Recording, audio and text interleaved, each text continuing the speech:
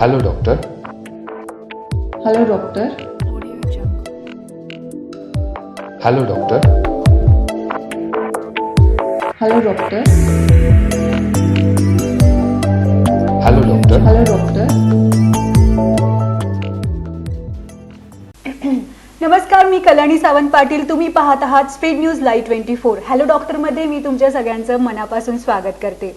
आता हॅलो डॉक्टरमध्ये आम्ही तुमच्यासाठी वेगवेगळ्या फील्डमधले एक्सपर्ट्स आणि स्पेशालिस्ट आणत असतो, ज्यांनी त्यांच्या फील्डमध्ये खूप महान काम केलं आहे आणि ते खरंच खूप फेमस आहेत. आता पिंपल म्हणा किंवा हेअर लॉस म्हणा, याच्याबद्दल आपल्याला खूप गैरसमज असतात आणि मनात खूप शंका असतात, खूप प्रश्न असतात आणि या सगळ्या शंकेचं निवारण आज होणार आहे. यासाठी माझ्यासोबत डॉक्टर प्रियांका कवाळे आहे, जी कॉस्मेटोलॉजिस्ट स्पेशालिस्ट आहे. प्रियांका, स्पीड न्यूजच्या स्टुडिओमध्ये मी तर पहिल्यांदा तुझं मनापासून स्वागत करते. Thank you so much Kalyani for inviting me. तर मलाही खूप उत्सुकता होती या कार्यक्रमाबद्दल, सो आपण आपलं डिस्कशन सुरू करूया. आता मी पहिला महत्त्वाचा प्रश्न हाच विचारणार की कॉस्मेटोलॉजिस्ट म्हणजे नेमकं काय? कॉस्मॅटोलॉजिस्ट ही खूप मोठी वास्ट अशी ब्रांच आहे, ज्याच्यामध्ये मेकअप, हेअरस्टायलिस्ट किंवा ब्युटी पार्लर्स वगैरे हे सगळं इन्क्ल्यूड होतं. पण मी जे कॉस्मॅटोलॉजी प्रॅक्टिस करते त्याला अस्थेटिक मेडिसिन असं म्हणतात, जी स्किन इम्प्रूव्ह करणे, मेंटेन ठेवणे, ह्याच्यावरती ब्युटिफिकेशन किंवा मेक ओव्हर करणे ह्याच्यावरती काम करते. असं. कॉस्मेटोलॉजिस्ट बद्दल तर तू मला सांगितलीस, मग ट्रायकोलॉजिस्ट म्हणजे नेमकं काय? ट्रायकोलॉजी ही अशी इन्स्टिट्यूट आहे किंवा अशी ब्रांच आहे मेडिकल सायन्स मधली, जी स्पेसिफिकली हेअर्स आणि स्कॅल्पवरती काम करते. त्याची जे काही डिसिजेस आहेत ते ट्रीट करते, त्या डिसिजेसवरती ट्रीटमेंट देते, जसं की alopecia areata, hair loss, male pattern baldness, dandruff. तर ह्याच्यावरती स्टडी करून ट्रीटमेंट दिली जाते ट्रायकोलॉजीमध्ये.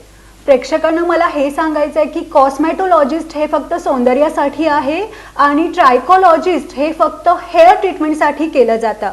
मला हा प्रश्न विचारायचा आहे की कॉस्मेटोलॉजिस्ट आणि ट्रायकोलॉजिस्ट या विकारांमध्ये कोणकोणत्या ट्रीटमेंट तू देतेस? कॉस्मॅटोलॉजीमध्ये मी तुला सांगितलं की मी अस्थेटिक मेडिसिन प्रॅक्टिस करते. तर अस्थेटिक मेडिसिन म्हणजे स्किन इम्प्रूव्हमेंट करणे, ब्युटिफिकेशन करणे. तर त्याच्यामध्ये acne, scar treatment, anti ageing treatments असतात, लेझर ट्रीटमेंट्स केल्या जातात. त्याच्यानंतर ट्रायकोलॉजीमध्ये मिझोथेरपी, PRP, लीड लाईट थेरपी ह्या ट्रीटमेंट केल्या जातात. त्याच्यानंतर UVB थेरपी केली जाते विटिलिगोसाठी. तर ह्या ट्रीटमेंट कॉस्मॅटोलॉजी आणि ट्रायकोलॉजीमध्ये केल्या जातात. Even weight loss treatments, lipolysis treatments पण ह्या केल्या जातात. हां, जसं तू म्हटलीस की आता कॉस्मॅटोलॉजिस्टमध्ये बरेचसे फील्ड आहे. जसं म्हटलीस तू, वेट लॉस ट्रीटमेंट असेल, लेझर ट्रीटमेंट असेल, केमिकल पिलिंग असेल. मग याच्यामध्ये पण तू होमिओपॅथी औषधं देतेस का? हो, लेझर ट्रीटमेंटमध्ये कसं असतं की लेझर हे कॉस्मॅटोलॉजीमध्ये जसं की Q switch ND YAG laser. Q switch ND YAG laser जे आहे तर ते पिगमेंटेशन, जे काही वांग असतं स्त्रियांच्या चेहऱ्यावरती, तर ते कमी करण्याचं काम करतं. त्याच्यानंतर कार्बन लेझर टोनिंग म्हणून एक नवीन ट्रीटमेंट आहे, ज्याला आम्ही सेलिब्रिटी डॉल्स ट्रीटमेंट म्हणतो, जे सेलिब्रिटीज मोस्टली करतात डेड स्किन रिमूव्ह होण्यासाठी. Q switch ND YAG tattoo removal treatment केली जाते. जे काही गोंधन असतं तर ते गोंधन परमनंटली आपण ते रिमूव्ह करू शकतो. इंटेन्स पल्स लाईट ट्रीटमेंट जी ॲक्नेवरती केली जाते. क्यू स्विच फ्रॅक्शनल ट्रीटमेंट ज्या आहेत, CO2 फ्रॅक्शनल ट्रीटमेंट्स ज्या आहेत ह्या ट्रीटमेंट. त्याच्यानंतर लेझर फॅट रिमूव्हल ट्रीटमेंट पण केली जाते. तर ह्या ओव्हरऑल लेझर ट्रीटमेंट आहे. डायोड लेझर आहे, जे स्पेशली अनावश्यक जे केस असतात स्त्रियांमध्ये हार्मोनल इम्बॅलन्स झाल्यामुळे, जे काही हनुवटीवरती केस येतात किंवा गालावरती जे काही पुरुषांसारखे केस येतात स्त्रियांमध्ये, परत मुस्टॅच, आपण ज्या मिशांसारखे इकडे लव येतात, तर ते पण कमी करण्याचं काम लेझर हेअर रिमूव्हल मध्ये केलं जातं. आता याच्यामध्ये होमिओपॅथी सुद्धा येतं. मग हे किती सेटिंग मध्ये तू काम करतेस, म्हणजे किती वेळ लागतो आणि होमिओपॅथी औषधं यासाठी किती घ्यावी लागतात, या बाबतीत पण थोडं प्रेक्षकांना सांग. समजा हार्मोनल इम्बॅलन्स काही असेल तर त्याच्यावरती मी होमिओपॅथिक मेडिसिन्स देते. पिंपल्ससाठी पण होमिओपॅथिक मेडिसिन्स आहेत. साधारणतः एक 12 आठवड्यांचा, म्हणजे की 3 महिने कंटिन्यू जर आपण व्यवस्थित ट्रीटमेंट आणि मेडिसिन्स घेतलं आणि प्रॉपर होम केअर जर केली तर आपण पिंपल्स क्लिअरली घालवू शकतो. आता जसं तू मगाशीच लेझर ट्रीटमेंट बद्दल सांगितलीस, काही जणांना भीतीही वाटते की लेझर ट्रीटमेंट करायची की नाही, मग त्याचे दुष्परिणाम काही आहेत का? लेझर ट्रीटमेंट हे सर्टन वेवलेंथ आणि टार्गेटेड एरियावरतीच काम करतात, त्यामुळे त्याचे साईड इफेक्ट्स असं काही नाही आहेत. मी मोस्टली रेकमेंड करते की लेझर ट्रीटमेंट चालू असेल तर तुम्ही सनस्क्रीन अप्लाय करा, जेणेकरून सन डॅमेज होऊ नयेत. तर बेसिकली साईड इफेक्ट लेझर ट्रीटमेंटचे तरी काही नाही, ते कम्प्लिटली सेफ आहे आणि टार्गेटेड एरिया आणि सर्टन वेवलेंथनुसारच ते काम करतात. आता मी असंही ऐकलंय की कॉस्मॅटॉलॉजिस्टसाठी यंगस्टर्स खूप कन्सर्न असतात, म्हणजे त्यांना पिंपल उठतात किंवा हेअर लॉस होतो. सो या बाबतीत तुला थोडं काय सांगायचंय?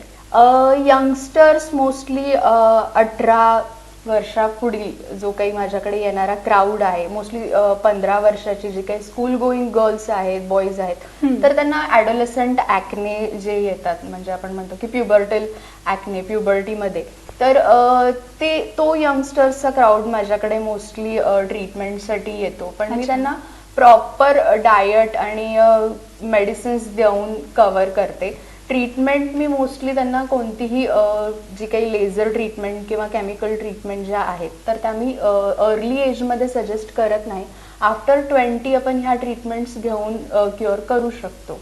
पण यंगस्टर्समध्ये आपण हेअर लॉससाठी पण काही मेडिसिन्स देतो, हेअर ऑइल पण सजेस्ट करतो आणि डायटही सजेस्ट करतो. यंगस्टर्समध्ये न्यूट्रिशनल डिफिशियन्सीमुळे सुद्धा प्रीमॅच्युअर ग्रेइंग असू दे हे जाणवतं, तर आपण ते न्यूट्रिशन डिफिशियन्सी करेक्ट करून त्यांना ट्रीटमेंट देतो along with the homeopathic medicines. आता ॲक्ने जर असेल तर कधी कधी आपण क्रीम ही यूज करतो किंवा इंटरनल साठी गोळ्या सुद्धा यूज करतो.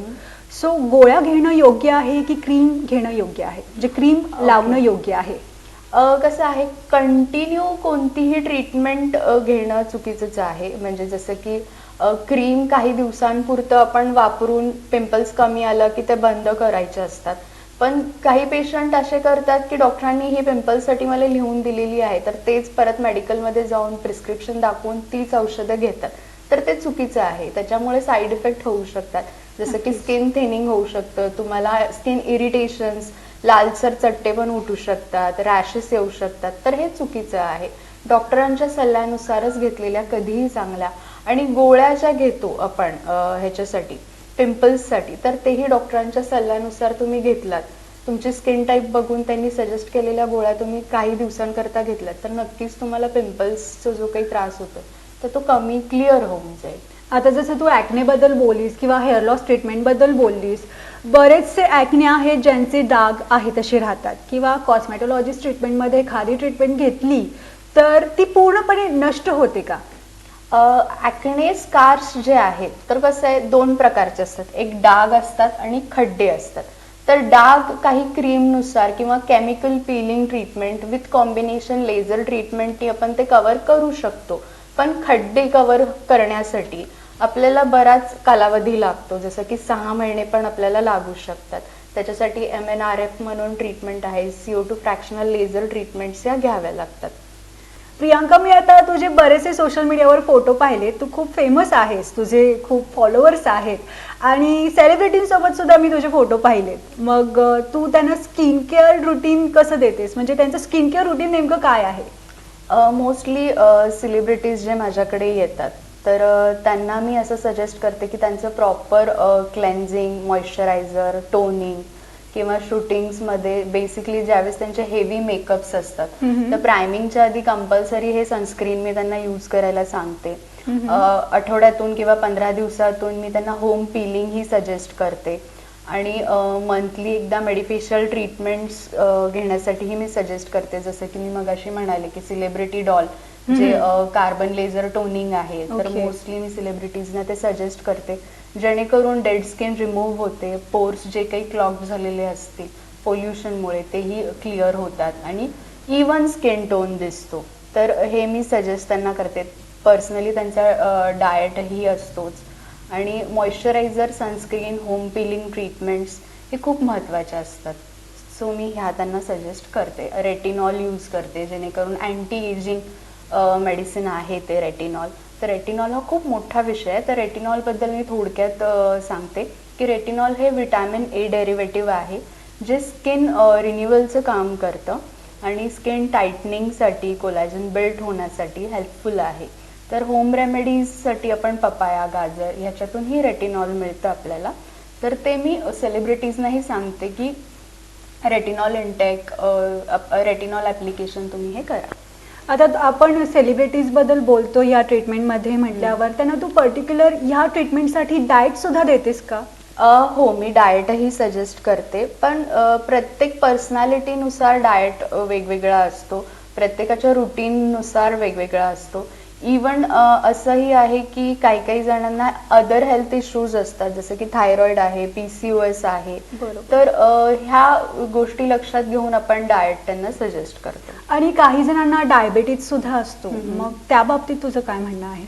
मोस्टली जर डायबिटीज पेशंट असतील तर आपण त्यांचे शुगर मॉनिटर करून त्यांना ट्रीटमेंट सजेस्ट करतो. मग नॉन इन्व्हेजिव्ह फेसलिफ्ट आहे अँटी एजिंगमध्ये, तर नॉन इन्व्हेजिव्ह फेसलिफ्ट आपण त्यांना देतो. निडलिंग ट्रीटमेंट मोस्टली मी सजेस्ट करत नाही जर हाय शुगर लेवल्स असतील तर. आता अगदी महत्त्वाचा प्रश्न विचारते मी तुला कॉस्मेटॉलॉजिस्टच व्हायचं होतं का की दुसरं काहीतरी व्हायचं होतं? ओके. मला ॲक्च्युली 2 असे वेज होते माझ्या समोर, ज्याच्यामध्ये सायकोलॉजिकल काउन्सिलिंग आणि कॉस्मॅटॉलॉजी. तर मला सायकोलॉजीमध्ये खूप इंटरेस्ट होता. अच्छा. मला सायकोलॉजी म्हणजे खूप प्रिय आहे आणि मी मोस्टली बरेचसे फिलॉसॉफिकल बुक्स वाचत असते. तर सायकोलॉजिस्ट मला व्हायचं होतं, पण कॉस्मॅटॉलॉजीकडे माझा थोडा जास्त कल, ब्युटिफिकेशनचा जास्त कल असल्यामुळे मी कॉस्मॅटॉलॉजिस्ट झाले. कारण सोशल मीडियावर तुझे खूप फोटोज पाहिले, असं तुझ्याकडे बघून वाटत नाही की तुला कॉस्मॅटॉलॉजिस्ट व्हायचं होतं.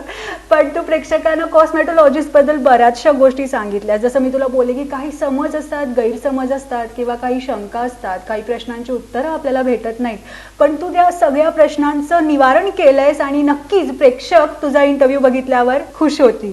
आणि तू स्पीड न्यूज लाईव्ह 24 मध्ये या स्टुडिओमध्ये आलीस, त्यासाठी खरंच मी तुझे धन्यवाद करते. आभारी आहे.